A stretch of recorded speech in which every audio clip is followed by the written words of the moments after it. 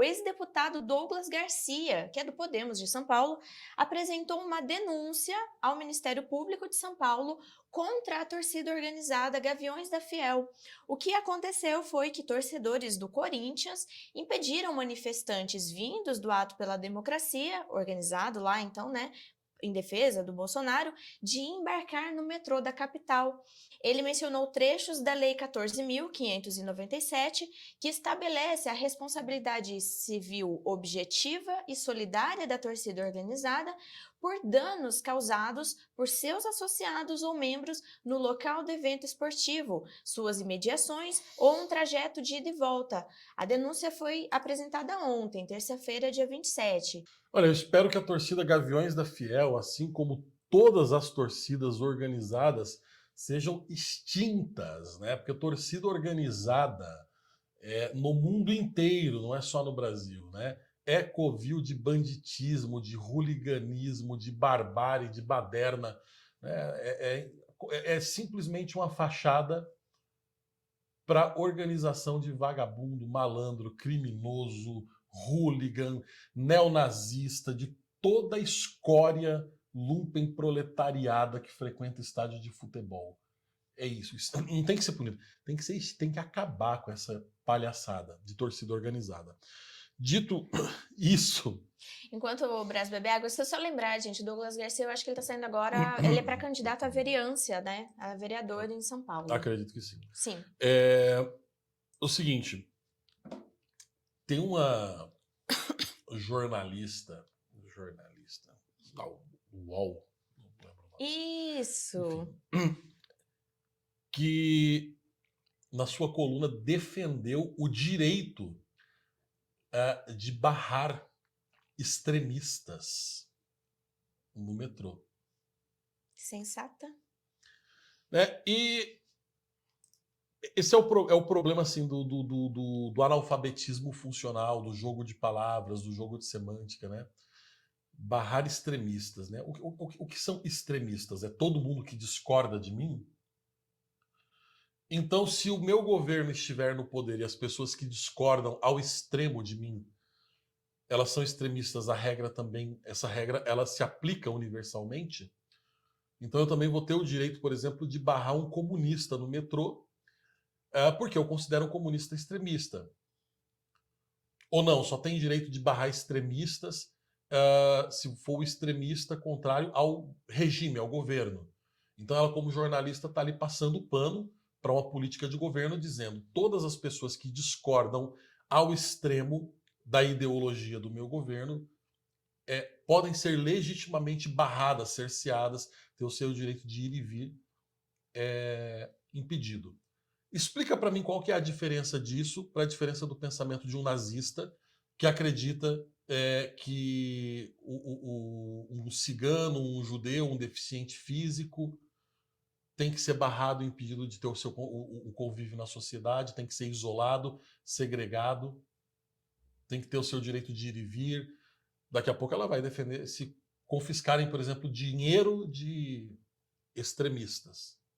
Qual que é a diferença disso? Qual que é o limite? A gente pode começar barrando o direito deles de ir ao metrô, depois a gente pode começar a confiscar o dinheiro, determinar quanto que eles podem ter de dinheiro no banco, quanto que eles podem ter de propriedade privada. A gente pode começar a determinar em que parte das cidades eles podem morar. Olha que ideia legal. Por que a gente não cria uma... Tem até um nome bacana que me veio na cabeça, para um lugar onde a gente pode colocar esses extremistas para morarem. A palavra que vem do italiano borghetto, né? Pequena casa, chama-se gueto. A gente pode criar um gueto, né, e colocar os extremistas para morarem ali, né, para separar, para a gente ter certeza que a gente não vai topar com extremistas na rua, né? E aí você fala, mas Braz, são muitos extremistas no Brasil. São muitas pessoas que discordam extremamente da posição do atual regime. Né? O que a gente vai fazer? Bom, se começar a ter demais, né, e às vezes a gente vai ter que utilizar eles aí, sabe, como mão de obra para trabalhar, né? E quando eles não tiverem mais condições de trabalhar, a gente vai ter que começar a matar extremista. Vai ser a solução final para o extremismo.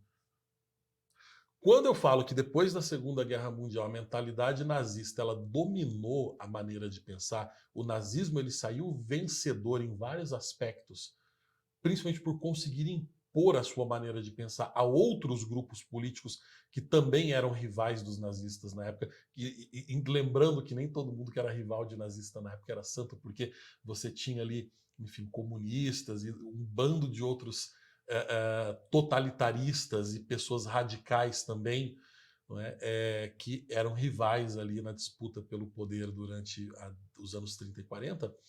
E todos esses grupos absorveram essa mentalidade, né? De você taxar quem discorda de você de extremista, e o extremista, o seu adversário político, ele é indigno, ele é não humano. Quando ele discorda de você, quando ele é o oposto daquilo que você quer ideologicamente, politicamente, para o seu país, para o seu estado, para o seu governo, ele se despersonaliza. Ele deixa de ser. Vão deixando de ser pessoas, vão virando os judeus, os extremistas. Vai virando um grupo. E é tão óbvio que isso aconteceu, né, que a gente ainda viveu o suficiente para ver a esquerda defendendo matança de judeus. A gente viveu o suficiente para ver a esquerda com sangue judaico na mão. A gente viveu o suficiente para ver a esquerda defendendo, né, as atitudes, tanto as atitudes sujas e imundas do Hamas, quanto as atitudes do Fatah e da Autoridade Nacional Palestina, que não tem nada de santos, que são simplesmente os meninos de terno e gravata que não fazem o serviço sujo que o Hamas é colocado para fazer. A diferença entre o palestino extremista e o palestino não extremista é que o extremista fala assim: judeu, eu vou te matar. O palestino não extremista ele fala assim: judeu, por favor, se você não fizer o que eu estou pedindo, aquele palestino extremista ali ele pode te matar. Sabe como é que é, né? Nossa. É a única diferença. Uhum. Porque no final, quem banca essa gente, quem paga essa gente do Hamas, é a própria turma que era do Fatah e que hoje tomou conta da Autoridade Nacional Palestina, a turma do Mahmoud Abbas, né, que é o líder moderado palestino. São as pessoas que dão dinheiro, dão a bolsa. Se você quer saber mais sobre a bolsa terrorismo, tá? Assista o meu último episódio do Show do Brás, que eu trago dados, números, com todos os detalhes para você de como os palestinos moderados financiam com dinheiro da ONU, inclusive dinheiro de doação do Brasil durante o governo PT, financiam e apoiam o terrorismo. De longe, né? Com dinheiro. A gente não vai lá fazer o serviço sujo, a gente paga para quem faz o serviço sujo para a gente. E você viveu o suficiente para você ver a esquerda defender essa gente, né? E o termo nazista, extremista ficou tão banalizado, virou uma simples ofensa, que você viveu o suficiente para ver o Lula chamar um judeu de nazista. Não é? Então, essa mentalidade que está por detrás do Lula chamar judeu de nazista, a mentalidade que está por detrás de você ver a esquerda apoiando o terrorismo no mundo inteiro, é a mentalidade que está por detrás de uma estúpida que escreve lá para o UOL, né, dizer que vagabundos, bandidos da Gaviões da Fiel têm o direito de barrar senhoras idosas no metrô porque elas são extremistas. E o fato de você ser um extremista, que é uma palavra que não significa absolutamente nada, que você dá para ela o significado, o conteúdo semântico que você quiser, né? Ou seja, extremista é todo mundo que discorda extremamente de mim. Né? Então você se coloca ali como baluarte, como o paradigma da verdade, e todo mundo que discorda de você é um extremista. E isso te dá o direito de transformar, de colocar essas pessoas numa categoria abaixo de bandido. Porque o bandido ainda é gente, o extremista não. Ele é uma massa, ele não é gente. Ele tem que ser eliminado, ele tem que ser colocado em guetos, ele tem que ter o seu direito de ir e vir impedido.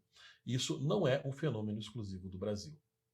Isso não é um fenômeno exclusivo do Brasil. Eu estou preparando uma reportagem especial para o BSM, mostrando como que a caçada ao extremismo está se tornando política de Estado, política pública na Alemanha. Enquanto no Brasil ela ainda caminha no campo ideológico e funciona na base da canetada do judiciário passando por cima do legislativo, na Alemanha ela vai se tornar política de Estado. Uau. Tá? E é em breve, é para esse ano ainda. Não há previsão do negócio que vai acontecer lá no futuro. É em breve. Né?